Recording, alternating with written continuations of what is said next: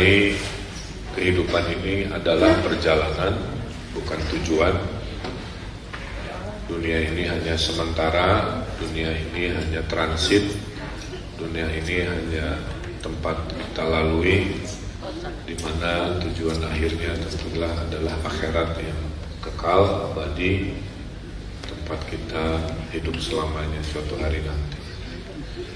Tentulah dalam perjalanan, semua kisah-kisah perjalanan, kita biasanya melakukan dua hal. Meminta petunjuk jalan dalam perjalanan supaya tidak tersesat. Kalau di dunia pakai Google Map, kalau perjalanan hidup dengan keimanan kira-kira. Yang kedua, kalau perjalanan tentu butuh bekal. Kalau dalam keduniaan bekalnya adalah makanan. Kalau dalam syariat perjalanan hidup bekalnya adalah amal ibadah kita, kebaikan-kebaikan kita, itu yang menjadi bekal perjalanan. Dan memaknai umur, Bapak Ibu, dalam pandangan saya ada dua cara. Satu, menilai umur seperti yang biasa kita lakukan, yaitu dengan umur biologis, berhitung dengan bulan, berhitung dengan tahun. Ada yang menyebut panjang umur karena usia biologisnya bertahun-tahun. Tapi memaknai umur juga dengan seberapa panjang, seberapa luas, seberapa besar kebaikan-kebaikan kita di dunia, itu juga disebut panjang umur.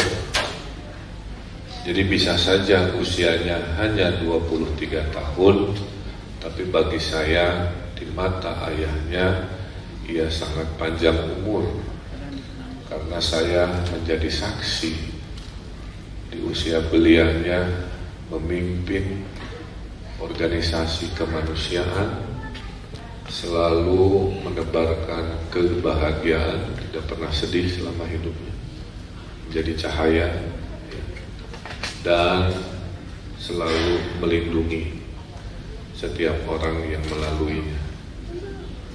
Jadi pada saat peristiwa pun dia melakukan perlindungan kepada ibunya dengan melarang ibunya ikut untuk mengetes dulu dan lain sebagainya.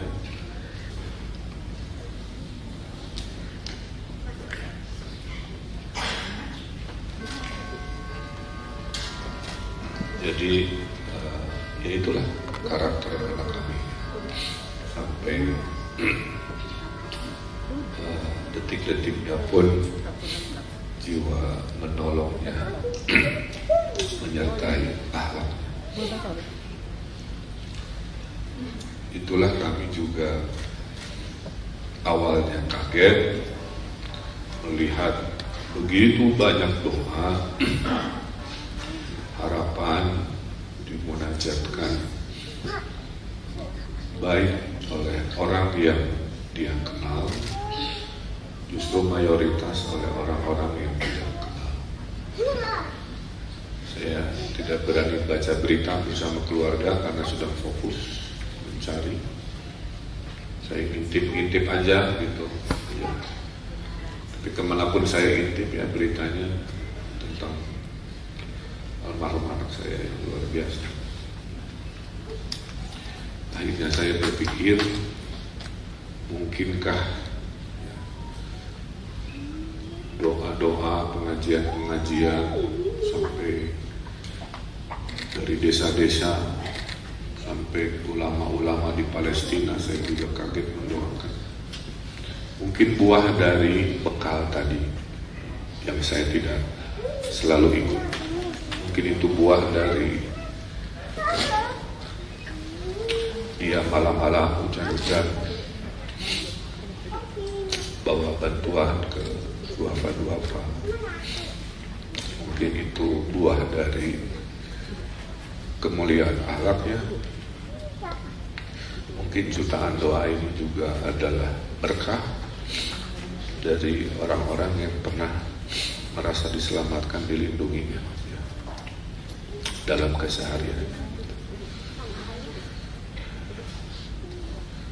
Kami begini karena kami masih menggunakan logika dunia, bahwa logika dunia mengatakan siapa yang datang duluan ya perginya duluan, siapa yang datangnya belakangan harusnya pulangnya juga belakangan. Tapi rahasia kehidupan tidak matematik. Ini adalah contohnya. Anak saya datang belakangan, tapi berpulangnya terlebih dahulu. Nah, oleh karena itu memang sangat pedih ya, dan sangat sedih jika mendapati orang tua ditinggalkan anak terlebih dahulu. Kalau istri ditinggal suami itu ada istilahnya, disebut janda. Kalau suami ditinggal istri ada istilahnya, disebut duda. Kalau anak ditinggal ayahnya ada istilahnya, namanya yatim. Kalau anak ditinggal ibunya ada istilahnya, namanya piatu. Tapi kalau orang tua ditinggal anak, tidak ada istilah, tidak ada dalam kamus. Jadi, menunjukkan ya betapa level kehilangannya itu yang tertinggi mungkin, seperti yang kami alami.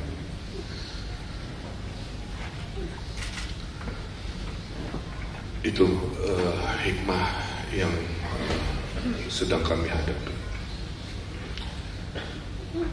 Istri saya mengatakan anak saya berpulang saat sedang berbahagia. Mungkin itu hadiah dari Allah Subhanahu wa Ta'ala. Dia pulang tidak dalam detik-detik bersedih, menit bersedih. Dia pulang dengan dia berada dalam posisi sedang mencari ilmu, dalam posisi sedang berbahagia ya. Sehingga tentulah kita berharap yang terbaik. Sungai Are itu sungainya beda dengan sungai-sungai di kita. Kalau di kita, sungai itu sumbernya mata air, jadi sudah hangat-hangat, sedingin-dinginnya masih menghangat. Kalau di sana itu sungainya itu datang dari salju es yang cair. Jadi walaupun cuacanya biru, panas, itu airnya seperti air kulkas kira-kira. Jadi pas kejadian kami itu terduga ada kram, karena fisiknya itu lebih tinggi dari saya, di usia yang lagi bagus-bagus badannya. Dia juga hobi berenang, punya lisensi menyelam pula kira-kira. Jadi menurut logika fisik harusnya aman-aman saja, tapi kita kan tidak pernah tahu ya, makanya itu disebut musibah. Dan dalam syariatnya setiap musibah kita harus menyampaikan inna lillahi wa inna ilaihi raji'un. Tidak hanya untuk keberpulangan, inna lillahi ini untuk setiap musibah yang kita tidak duga ya. Mau musibah kecil, sedang, besar. Nah, jadi kembali lagi kalau ditanya, kami sudah ikhlas ya, sebagai seorang ayah yang takdirnya pada saat anak berpulang saya sedang memimpin umat 50 juta manusia, maka tidak mudah bagi saya untuk membagi waktu. Di satu sisi saya ayah dari seorang anak. Di sisi lain saya sudah bersumpah mengurusi 50 juta manusia Jawa Barat yang tentunya butuh keputusan-keputusan pemimpin seperti saya. Itulah mungkin ujiannya. Seperti kita sekolah, level ujiannya beda-beda. Mungkin ke saya ujiannya soalnya lebih banyak, lebih sulit. Ya. Makanya doa saya selalu, ya Allah, saya tidak minta dimudahkan urusan hidup saya, tapi saya minta selalu dikuatkan punggung dan bahu saya, karena pasti akan mendapati ujian-ujian yang akan besar lagi. Tapi hati kami menjadi ringan dengan melihat doa-doa yang dialirkan tadi, ya, baik yang terekam beritanya maupun yang tidak terlihat, maupun di hati masing-masing yang ya mungkin terkoneksi karena apa yang kami alami sangat berhubungan mungkin dengan keseharian juga para orang tua, kira-kira begitu. Sesuai syariatnya kami berikhtiar, saya tiap hari selama 7 hari jalan kaki 5 kilo, 8 kilo menyusuri sungai itu dengan berharap bisa segera bertemu. Namun standar hukum di negara itu adalah 7 hari pencarian intensif. Setelah itu pencarian rutin, status hari ini. Nanti status hukumnya itu 1 tahun baru dinyatakan sudah tidak eksis lagi atau bagaimana. Tapi secara syariat, karena kita sudah ikhlas, kita melaksanakan apa yang kita laksanakan sholat gaib. Kalau setelah sholat gaib berkat doa-doa kita ada takdir lain, maka syariat akan mengikuti. Karena sholat gaib ini fardu kifayah, yang artinya adalah doa. Mendoakan itu bisa oleh siapa saja, bisa diwakilkan oleh siapa saja. Jadi kesimpulannya, walaupun kita sudah melakukan seperti ini, proses ikhtiar pencarian itu akan terus kami lakukan sampai batas waktu yang tidak ditentukan. Makanya harapan kami, kalau Bapak Ibu masih ada keikhlasan, kalau masih ingat, teruslah berdoa sampai takdirnya afdol seperti yang kita harapkan, kira-kira begitu. Dan terakhir dari saya, akhirnya saya menyadari bahwa bumi Allah ini sangat luas. Jadi tidak perlu merisaukan kita lahir di mana dan kita harus berpulang di mana. Semua itu adalah bumi milik Allah Subhanahu wa Ta'ala. Tidak harus dibatasi oleh wilayah politik negara, wilayah paspor dan sebagainya. Dimanapun adalah bumi Allah Subhanahu wa Ta'ala.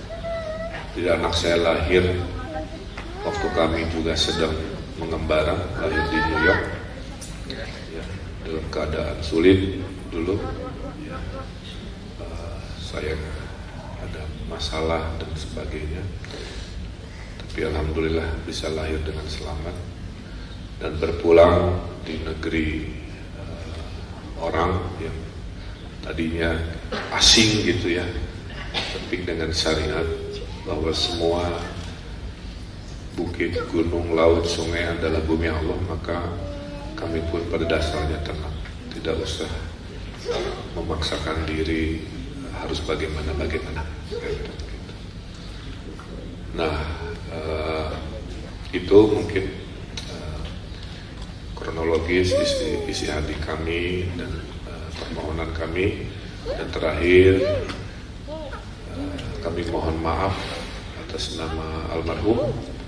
Jika mungkin semasa hidupnya barangkali ada yang berinteraksi, ada hal-hal yang kurang berkenan dari kata, tindakan atau apa, dengan keikhlasan Bapak Ibu memaafkan, mungkin meringankan.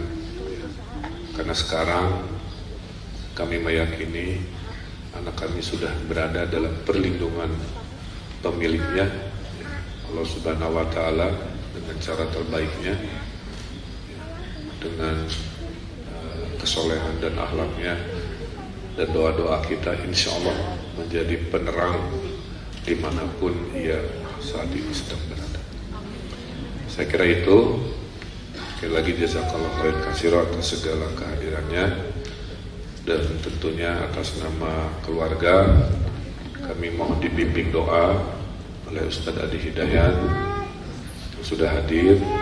Mudah-mudahan doa yang dibimbing oleh Al-Ustadz Adi Hidayat bisa meringankan rohnya, jasadnya, dan juga meringankan kami yang sudah ikhlas, seikhlas-ikhlasnya melepas kepergian hamba Allah yang dititipkan kepada kami.